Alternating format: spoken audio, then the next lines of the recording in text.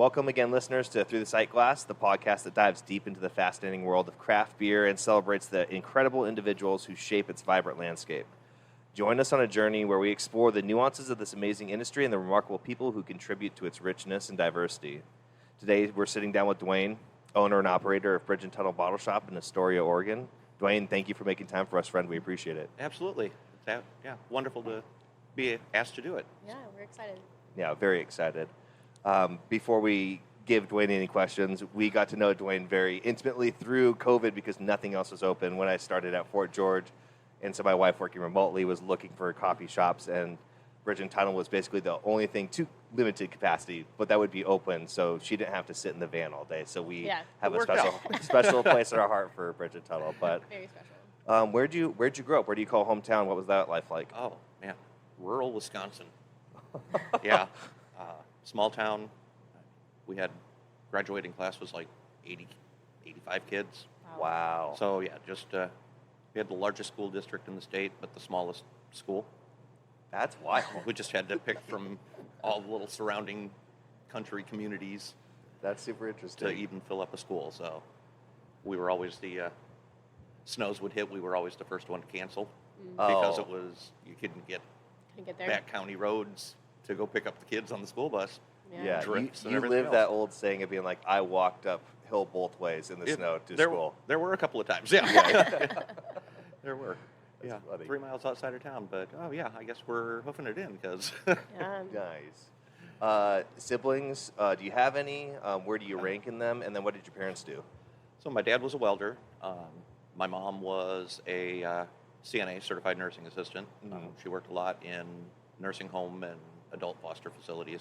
Gotcha. I do have a younger half-sister and 2 older half-brothers. So I'm kind of right in the middle there, but didn't grow up with the 2 brothers at home. They were older and out on their own. Gotcha. But had a little sister at home. So you had a friend at least to play with, learn, or pass on blame to? Antagonize. Yeah. She's 2 years younger than me, so. Gotcha. Okay. Very fun. Yeah. I had plenty of half siblings and stuff that also they were age gap was so far apart. So even though our parents were together and married, I didn't see them, didn't know of them really much. So yeah, ours would come visit my 2 older brothers. They'd come and visit, but that was always bringing the party. Oh. Was that your intro into beer, or? Oh, that was probably my intro into stealing beer off the keggers. And, yeah. Mm-hmm. What was their go-to? What did they typically bring back? Oh, Dad would go get a half barrel of whatever cheap Bud crap. Okay. It wasn't. Yeah, no, whatever was available at the time. They were partying. Yeah. Okay, gotcha. Yeah, they weren't enjoying it. They were partying. Yeah. Yeah, that's where quantity over quality comes in. I think at that point. Yeah.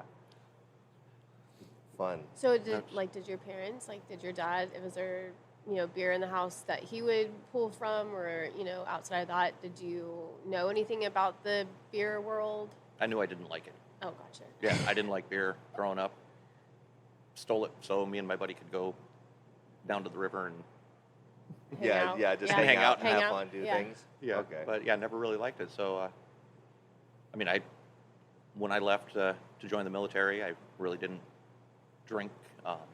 Came back and had a couple of roommates, and I started drinking then, but still wasn't beer. I'd go and buy the half barrel, but I'd get myself a bottle of whiskey or a bottle of brandy, or Gotcha. And that would be mine for the weekend. Nice. There you go. I didn't know you were in the military. I served for Army Reserves for 3 years, and that was plenty. Wow. Yeah. Well done. Well, that's interesting to know. Yeah, where were you based? What did you do? Well, I was a cook, and I was based in Rockford, Illinois. My reserve unit was in Rockford, Illinois, so okay. It was really, which was where I was born. So I'd go for the weekend, and rather than staying on base, I'd stay a couple blocks away at my grandparents' house. Oh, nice. Oh, that's gonna be nicer than the barracks or whatever was provided. Yeah. So that was a couple of years of my life that I'll never get back.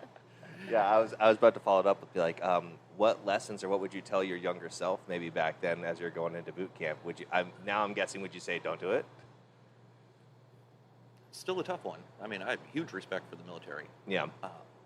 but you shouldn't talk to a recruiter when you're 16 years old. Mm-hmm. Yeah. I don't think I don't think any military recruiter should be on the school grounds. I agree. Yeah. That's I think I say that because the job descriptions were always very skewed to what they actually were. So obviously the recruiters, they called everybody, and so they called me, and I was like, I'm interested in photography and graphic design. And he's like, oh, we have something for that in the military. I was like, oh, cool, what is it? And he's like, it's part of like the recon team.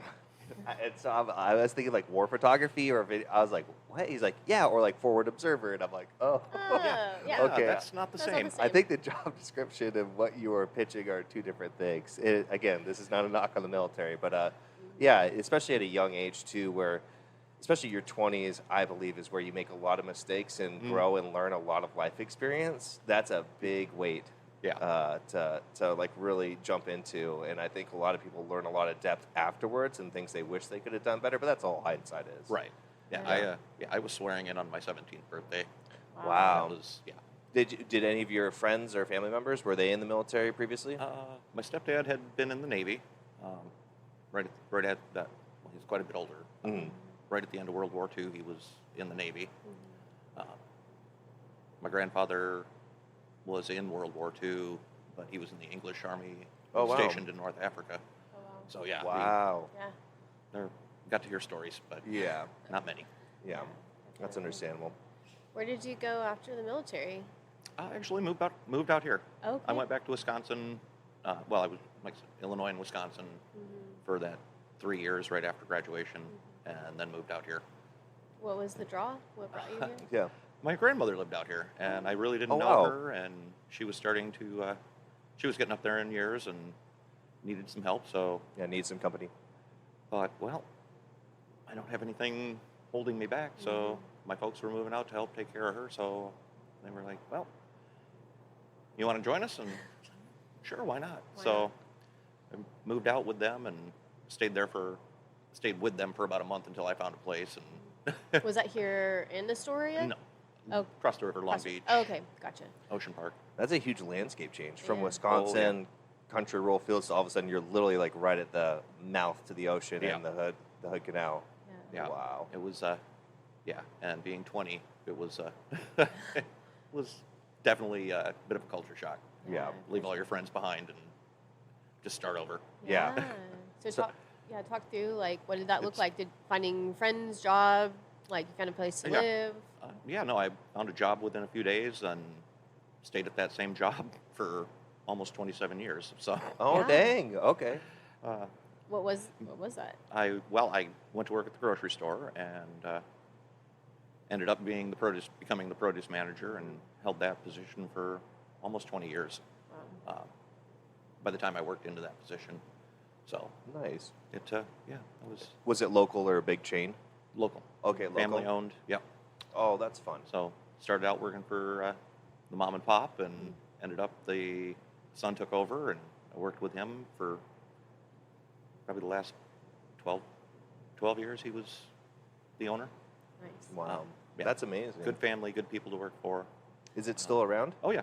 Oh, yeah. Okay. What's the name of the grocery store if you don't mind? Okies, Thriftway. Okay, Okies Yeah. Thriftway. Yeah. Still there. Still doing their Nice. thing. Lovely. Do they have maybe like a Hall of Fame memorial plaque on the wall of like previous long-term employees? No, I don't think they do. No. In fact, the one plaque I had, I took when I left. Oh, there you Like, go. nope, that's mine. Was it Employee of the Month or No, it was just like hitting I a was- benchmark? I was produce manager, and they had that up there. Oh, okay, gotcha. Well, I'm taking that with me. Yeah. It's like, this is a nice picture, this handsome devil. this young kid that, the picture was old. Yeah. It was wild. I still have it around somewhere. Yeah. Yeah, just People buried. would laugh if they saw it. Yeah, I feel like you should have it posted up here. Probably should. Your own employee of the month. Yeah. Yeah. So, like, tell us, what did that look like for you getting into craft beer? What was that intro? You said you Yeah, didn't that's- like beer. Like, That was, talk us through. I don't know, I probably picked up a 6-pack of Deschutes Black Butte Porter to go to a barbecue. And I was like, well, I'll get that. Heard we sell a lot of that, Mhm. you know, and that was a long time ago now. Yeah. But it's like, oh, I actually kind of like this. This is good. And so I started drinking stouts and porters, and Mhm. remember trying my first IPA and going, oh, that sucks. Yeah. Those times have changed. Yeah. Yep. Yeah. But yeah, it was just kind of that, and then I started going to festivals and hitting breweries, and my personality, I'm not the one to walk in and sit in a corner and drink a beer. I want to go and meet and talk to people and mingle, and I got to know people and kept seeing, you know, bumping into the same people. Yeah. I'm driving into Portland or up to Seattle Mhm. from Ocean Park, Washington, Mhm. but I'm showing up at these events on a Saturday, and people start looking at me going, oh, hey, yeah, no, we've met. But they would nobody ever asked what I did. Yeah. So they just thought I was in work for a brewery. Yeah. Oh, okay. Guilty by association. Yeah. Type of deal. And that was when I opened the shop. A lot of people were like, hey, congratulations. Yeah, but who were you with before? Really? Like, grocery store? Well, how did we know you? Exactly. Because we never discussed what I did. Yeah. We had beers together and talked about beer. Yeah. I think that's what's funny about this community is you have like unspoken friendships where you see people in the most consistent places, and then you just make assumptions of what they do because they're around either the events or, you know, they're at your local watering hole all the time, and you're just like, you have to be in the industry. And eventually when you have that conversation, you always find some like the funniest. I'll never forget this guy at Pint Defiance. He's like, oh yeah, I'm like a DOD contractor, and I've just been out here on the Olympic Peninsula for like 6 months doing training. And I'm like, oh, I thought you were like a sales rep or a sales manager. Yeah, the beers that he was drinking and the people he was hanging out with and talking to. He's like, nope. He's like, I literally was just like good beer, and so yeah. And that's pretty much the same story. Yeah. Wonderful. I was just going around, and it's like, these are my people. I really like these people. And it, you know, there was those few instances where I'd bump into somebody I'd met a couple of times and knew they were with a certain brewery, and I'd be off chatting with them, wandering around at a festival or whatever, and somebody else would, oh, pretty chummy with so-and-so. And I'd say, oh, yeah, so-and-so from this brewery. And I'm like, you know that's the owner, right? No, I didn't. No. Never told me. Yeah. Yeah. You're just talking to the people. Just the guy. Yeah. Yeah. Just a guy. Just a guy Just a enjoying some guy. beer. Yeah. Do you feel like that's because us knowing you and obviously other people that you've met, you are very lively, easy to talk to, and you, again, this gets you to know practically everybody in and around the industry. Is that something that like were your parents similar, or was that something that was just unique to yourself that you just kind of had and developed on your own? It was, it's more me. And, yeah. My folks had their little group of friends, and that was, they didn't really go out. They didn't, you know, associate. It was, we went to their house or they came to our house and they'd sit and play cards. It was like maybe two or three couples. Yeah, they weren't outgoing. And Yeah. I mean, so I don't know where I got it. No, yeah. I mean, it sounds like, you know, being able, like, out in rural Wisconsin, and then, like, going into the military, and then, like, moving out here, like, having to find your own, like, I think finding that for yourself, that makes sense to me, of, like, being able to talk to people. Oh, yeah. And that was basic training, coming from, like I said, small town Wisconsin, going to Fort Dix, New Jersey, and meeting guys from all over the country, kids my age, you know, 17, 18, 19, 20, from all over the country, and not just a bunch of 17-year-old white kids from Wisconsin. Yeah. Was, you know, oh, okay, I'm learning a lot about people. Yeah. You know. That's a good boiling pot. Yeah. For sure. It really Or was. melting pot. do you have any, like, memories that stick out from the military, or maybe your early years here in, you know, on Long Beach with your family when you Yeah, first that's moved good. out? Like, yeah, any early memories that you want to share that stick out? I mean, I was pretty much head down working because I met my first wife and we had two kids pretty quickly. So it was just gotta make money to make sure we keep them fed and a roof over their head, and, you know. Yeah. That's a good thrust into adulthood. Getting married and then having kids young.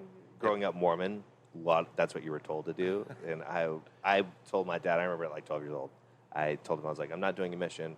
I don't want to get married at like 2021. Yeah. And I'm very happy I didn't. To other people that do it, it's just kudos to you. Sure. That is a lot of strength and a huge amount of responsibility. I almost think that at points you can't comprehend, but like you said, just like, okay, I've got to maintain, I have to provide, we have to survive and grow. Yeah. And that was the thing, too. The military really gave me that work ethic of you have to do it. Mm-hmm. You just do it. Mm-hmm. Yeah, there's no other way. Yeah. Yeah. Other people are depending on you, whether it was your ranger buddy in the Army or whether it's your family. Yeah. Other people are depending on you, and you got to do it. Mm-hmm. So, Yeah.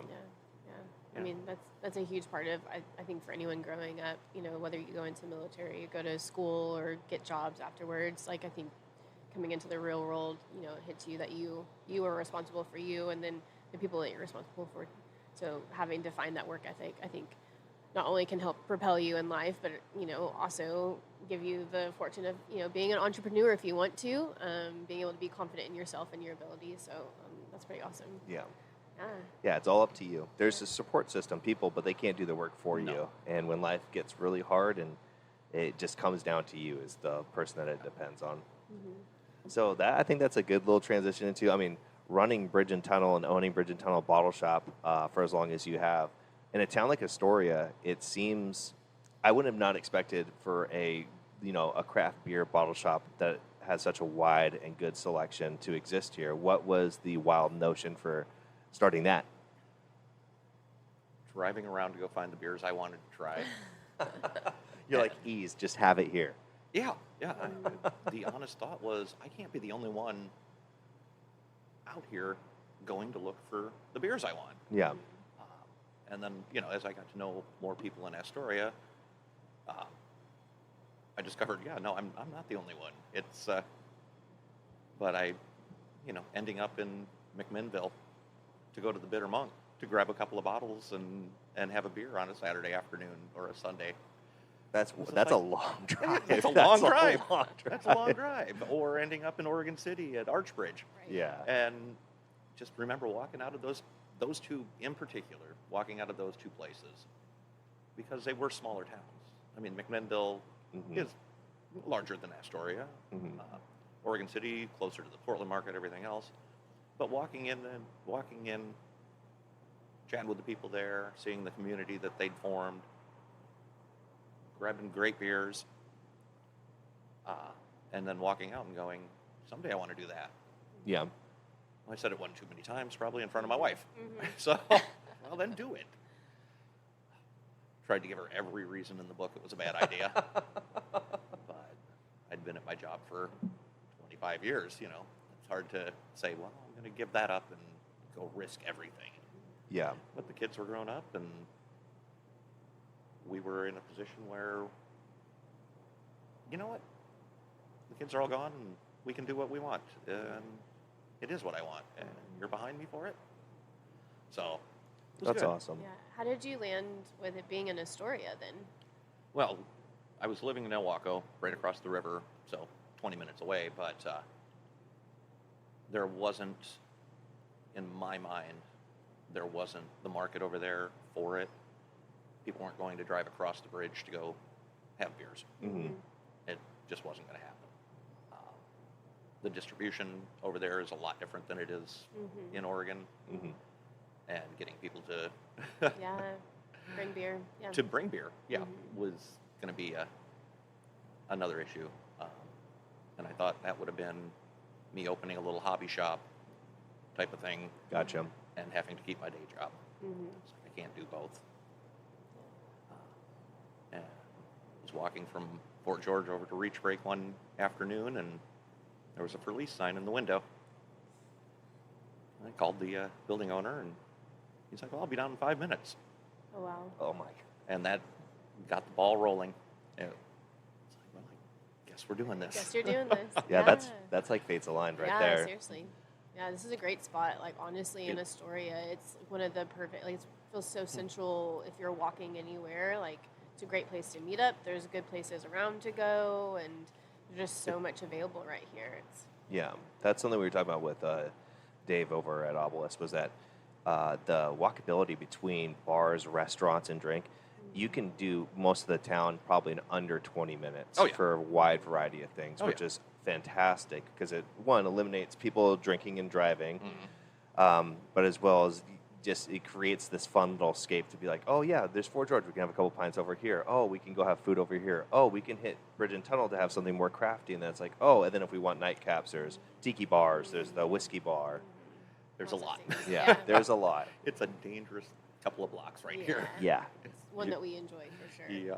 Your wallet will be hurting, but it's well worth it. Yeah. All those bleary nights and good conversations for sure. Was there any, once you found the place, I mean, like, did you have people that you reached out to that were, like, you knew you could get beer from, or, like, what did that look like? Because I know being in the grocery store, you did that with produce, so probably pretty similar. What would that look like for you? I knew who the major distributors were, you know, but I also knew they weren't the ones carrying the things I wanted to get. Yeah. So I had to reach out and find out who these guys are, you know, who are these other smaller distributors, and how do I get them to come to Astoria. It turned out I opened 1 week before Festival of Dark Arts. Well, all of those distributors were going to be bringing beer out for breweries that were in the festival. Oh, so once again, the stars align. Yeah. I'm like, you're already going to be coming out, so give me a chance. Yeah. Nice. Oh, all right. Well, they hung out that next weekend for Dark Arts. I mean, they brought the beer out. I had stuff on the shelf. They kind of in and out over the weekend. And then it was like, okay, you're on our route. We'll keep coming. They approved of your selection. Yeah. That's kind of what it was. It's like, oh, and how does he know everybody? He's been open a week, and all these brewers are talking about his shop already. Yeah. All the people from all over that are coming out from Portland, and Seattle. Yeah. All the connections you had been making over the years just of talking, just- having the beers, hanging out, just wanting to be, finding community. Yeah. Yeah. For a person who's never worked in, I mean, he's worked around the industry, but has not, worked in like a brewery. I legitimately poured my first beer professionally the day I opened the shop. I never worked in a bar, I mean, I cooked in restaurants for a while, but that was, I had nothing to do with the bar. I never pulled a pint. Yeah. Yeah, you can't paint a more beautiful picture than that. Seriously. What did that first week look like? I mean, you knew that you were going into Festival of the Dark Arts, but, like, what did the first week look like before that happened? Like, were there a lot of people coming in before then, or what? And was had your you been to Festival of the Dark Arts? Okay, gotcha. So you knew kind of what the festival was bringing. Yeah. In fact, I had a ticket to the festival up until the Thursday night before. My honest thought was, if anything goes wrong between Saturday and Thursday night, when I decided, no, I'm going to be open. Yeah. I was like, I'm not going to make a fool of myself. If anything goes wrong this week, That's smart. I'm going to go to the festival and enjoy myself, and we'll be back to business on Sunday or Monday. Yeah. But everything went smooth, and by Thursday night, I mean, everybody's starting to roll in already by then for the festival. They're coming out for the long weekend, and they were coming in. And it worked out. It was just, had to be open literally 1 week and to have your biggest day of your first year. Yeah. Because 3,000 beer drinkers showed up across the street from your shop. That's so crazy. And suddenly the shop had a regional reputation for good beer, and they couldn't believe I'd only been here a week. And, thanks to the distributors for helping out and making sure I got what I was asking for. And thanks to word of mouth. Yeah, I think part of it's the Dwayne charm that you do, but also, I mean, the quality of work that you put behind it, for sure. It was. That's incredible. People say, oh, it's my passion about something that they're doing. And I used to just kind of chuckle, when I hear that. Oh, it's just my passion. Well, it is. I mean, I couldn't work this hard. I couldn't put in the hours I do if I wasn't passionate about it still. Oh, yeah, definitely. now that it's coming up on 6 years this weekend. Which, congratulations. Thank you. That's a big, especially through COVID, that's Through a big, COVID, big yeah. accomplishment. Stayed open every day for to-go sales, even when we couldn't serve. Made for long days. Mm-hmm.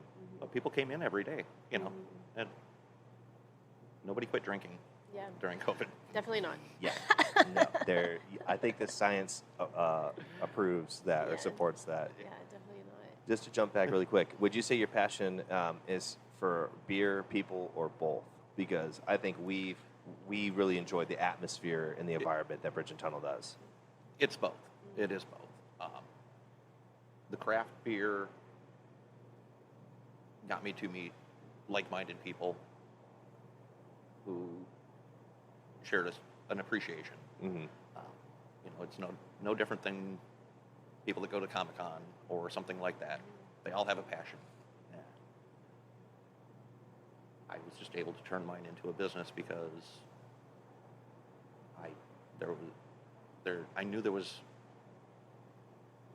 I knew there were beer fans coming to Astoria. And I talked with Fort George and I talked with Reach Break well before I opened, when the idea came that I want to do this. And both of them helped. Whether it was, you know, you need to talk to these people, or, you know, here's some advice on dealing with the city, or dealing with licensing, or dealing with anything else. They were both. Even while I was building out, 4 o'clock in the afternoon, somebody poked their head in the door, and it'd be somebody from Fort George just getting off. You need a hand. What are you doing today? You need a hand. And 9 times out of 10, it was, well, no, I've got it under control. And, Yeah. all right, well, stop and take a break, and they'd come in Here's with a beer, yeah. here's a beer. I was like, oh. Yeah, thank you. That is the help I did need. That was not was asking for. that was honestly exactly what I needed right now. 'Cause, yeah. Yeah. Any advice for yourself before opening? Like, is there anything that you would tell yourself 6 years ago? We were talking about this before before we started. Yeah. Schedule a day off. Schedule a day off. Yeah. That's really, I think that's really solid advice, because we have friends that have opened businesses and breweries, and that's what equity that you put in. It's a fast track to burnout. Yeah. And having, I think, like a refreshed mind and refreshed perception, which comes with taking time to take a step back, is super healthy. But you want to care for this baby, Oh, yeah. and it to grow so badly. Yeah. And so that was probably tough. People tell me still. I know. I Take want a to day know. off. Like, Take have a you day had off. a day? Like, what does that look like for you? Like, can you take days? Have you taken any days in the last 6 years? I've taken a couple. I don't like to shut the shop down. My last 2 days off were we're going to Portland and Vancouver to brew beers for the anniversary. Oh, perfect. Yeah. So- So we're still working. Still working. Still working, but not at the shop. Prior to that, I was invited over to Yakima to go to Single Hill and brew a fresh hop beer. Oh, And wonderful. So we took a couple of days, and it was, you know what, I'm going to go do this. Yeah. And everybody was understanding. They're like, good for you. Like, it was a grueling trip. Yeah. Yeah, that haul over to Yakima is, Yeah. not an easy jaunt. Yeah. And spending all day, out in literally all day out, going to hop farms, and I'd never been over to Eastern Washington, Yakima. Oh, yeah. So that was all new to me. Had a blast, learned a lot, got to see the very beginnings of beer. Yeah. I'd brewed, but that, everything's there. Yeah. Going out and smelling, pulling the hops right off the vine and going, oh. Yeah. Yeah. Oh yeah. I remember the first time I did. Like I've never been out to a hop farm, but at 7C they brought the fresh hops back, and so we had those. And I remember just being like, "This is a hop! Like, this is so wild to me." Yeah, seeing the agricultural and history and kind of like what farmers have been doing for so long, there's something like sweet, and I've been using the word intimate a lot lately, but yeah, it's like precious, and that was something that, like, for me, that was a big thing. And for most of my career, I didn't get to go to fresh hop or hop picking because I worked production, or I was always working. I was like, oh, who can we steal that could be away? It's like, oh, but You need to be here you to were prep valuable. everything You need to to be. then, You need to yeah. stay. But we finally got to do it. We went to Goshi Farms at Steeplejack, and Gail Goshi is just awesome, and that farm is amazing. And so that for me is like I finally filled this, like marked this little box of like, yes, I finally get to be here, and it is. To me, I was like, oh, this is wonderful. Yeah. This is absolutely wonderful. What is your strategy for picking beers for the shop? You have such a wide selection and get some really cool stuff. I remember, like, I had never had an Oxbow beer before, and I remember before we left Astoria, you were like, you need to try this. And one of the reasons, we probably would have gone there anyways, but I was adamant whenever we started traveling. I was like, we have to go to Oxbow. Like, we're going all the way over there. Like, we're going there. So, like, what does that selection process look like for you? Well, when I first started the shop, it was, I mean, I hate to say it, I spend a lot of time on social media, but my social media is all beer groups and breweries and, scrolling through my phone, but it's literally research. Yeah. Who are people talking about? Research and networking. What beers are people really excited about right now, Yeah. and can I get them? Who's, or especially the first 2 years was when festivals were going on in Portland all the time. I'd look at the beer list and go, okay, well, those breweries are sending beer. Who are they sending them through? How can I throw that net out and maybe get some for the shop? Yeah. Because they're probably not just sending that couple of half barrels. They're probably sending some more. Yeah. Yeah. That's always been a fun thing because we've seen it pop up, and I've known my time at Fort George, they started doing some pop-ups in California because they were thinking about if they were wanting to distro and stuff down there. That's like a really cool thing for breweries because it gives you this, I don't know, it's like a secret invitation for people. It's like, hey, we're going to be here, and then you're the proprietor being like, we're going to have, these 3 beers on tap, and we'll have to-go available, and this is the amount that we have, and it's here until it's gone. And like that is... There's something about that that's like fun and exciting, I mean, you've obviously been involved in probably like the beer forums and the trading, but I remember my first time standing out in line at Holy Mountain. I did it once, and that's all I needed. But I could see the excitement. People were really standing outside, out in line for, it was like 3 Hands. I forget the Hand of Glory. Hand of Glory. Yes, they're barrel aged barley wine. But people are literally, it's people from all over the industry having like a bottle share in the line, which they didn't condone, but also they weren't cracking down. But you got to meet all these people. You're sitting and talking, and then you get up there, and it does provide an experience. I was just like, I don't need to wake up at 4 in the morning to do this anymore because I still have to go back and clean kegs and do all this stuff. So one and done was good for me. But that is definitely like it adds to the thrill. I drove straight up to Holy Mountain one night after I closed up the shop To wait in line. to sleep by the railroad tracks in the back of the truck To get until the first car pulled in and went, okay, well, it's time to go get in line. Yeah. Then you stayed out there. And it was so funny because I'm sitting there, I see a car pull in, and it drives past me, and it goes and stops, and it's like, oh, are they coming to get in line? Because it's 4 in the morning, 4:30 in the morning, and I look up and see here come this couple, and I just look, I'm like, oh, I'm Andy. They had drove up from Portland. Yeah. That's so good. And she's like, oh, hi, Dwayne. Oh, hey. That's so funny. I'm like, I guess we're starting the line. She's like, yeah, I guess we are. Yeah. That's so funny. I want to ask is with all the beers and the breweries that you've worked with and had in the shop, was there one that whenever you started that you're like, if I have this in the shop one day, like that will be amazing? Or has there been a beer or brewery that you've had that you've kind of been, waiting to pull into the shop? Or It's in the cooler right now. In my personal stash, I haven't put it out yet. That's so exciting. Good for you. That's exciting.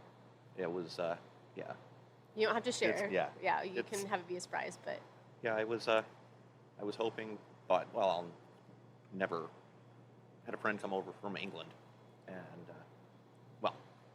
had a guy come over from England who I have a mutual friend of, and we shared some beers while he was here, and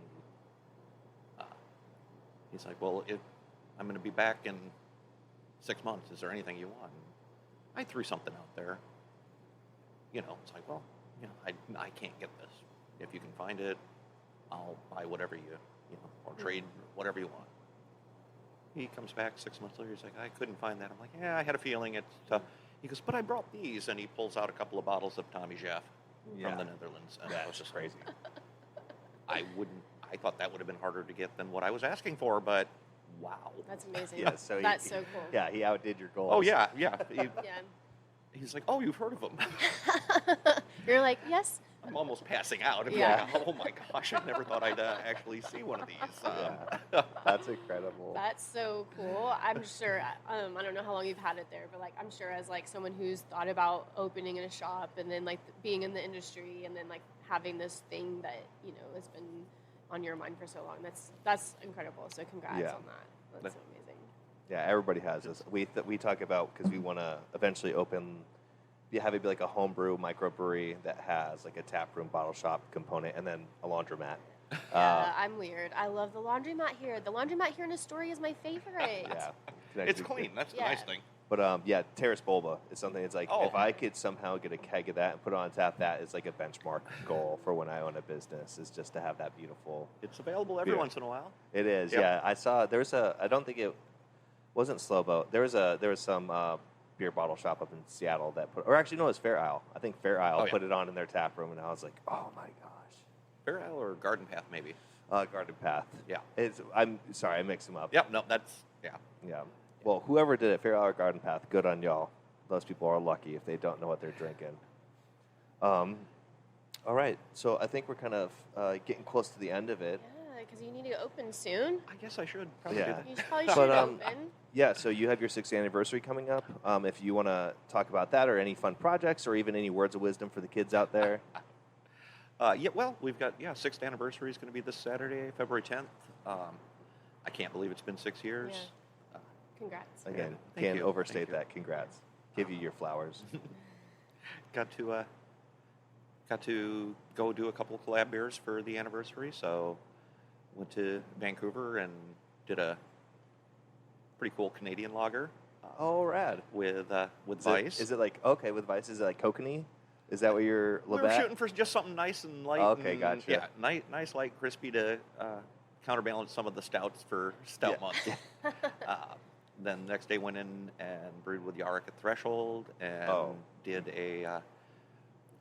what we're calling a Pacific Northwest dark lager. Oh, nice. So kind of a hoppy dark lager. Very cool. Yarick is lovely, by the way. He at is a Threshold beer. fantastic human. Yeah, fun person. Very fun person. Those will be showing up this week and on tap and to go. So we packaged both of those.